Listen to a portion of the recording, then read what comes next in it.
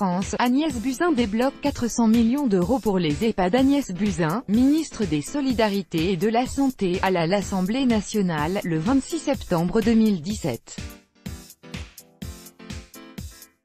Reuters, Stéphane May. En France, Agnès Buzyn, la ministre des Solidarités et de la Santé, a détaillé ce 30 mai sa feuille de route pour améliorer l'accompagnement des personnes âgées avec une attention particulière portée aux maisons de retraite médicalisées, où la grogne est montée ces derniers mois. Les salariés dénoncent en effet une dégradation de leurs conditions de travail, liée notamment au manque de personnel.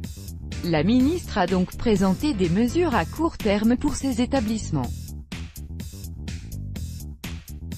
La ministre de la Santé et des Solidarités Agnès Buzyn dit avoir entendu l'une des revendications principales du secteur, d'accorder plus de crédits pour recruter les soignants et infirmiers dans les établissements pour personnes âgées dépendantes, les EHPAD. Elle a donc débloqué une enveloppe de 400 millions d'euros, comme elle l'a annoncé ce 30 mai au soir. C'est beaucoup plus de financement, beaucoup plus vite, avec une démarche qui vise à donner en 3 ans ce qui était prévu sur 7 ans, ce qui va permettre aux EHPAD de recruter du personnel soignant, détaille-t-elle. On rajoute aussi des financements pour recruter des infirmières de nuit. L'objectif est que tous les EHPAD en 2020 aient accès à une infirmière de nuit. Réforme de fond reste à rendre la filière du grand âge plus attractive car les directeurs d'EHPAD peinent à trouver des soignants.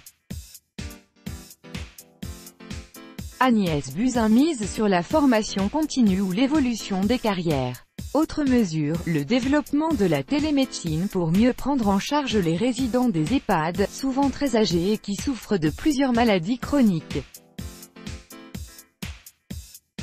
Mais au-delà de ces actions à court ou moyen terme, Agnès Buzyn veut initier une réflexion de fond sur l'accompagnement des personnes âgées.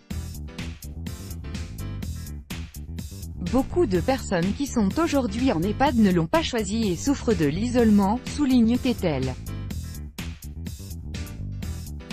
Notre modèle aujourd'hui ne correspond pas aux demandes et aux besoins des personnes âgées et ne correspond pas non plus à la façon dont nous nous voyons vieillir. Une large concertation va être lancée, avec une consultation des citoyens.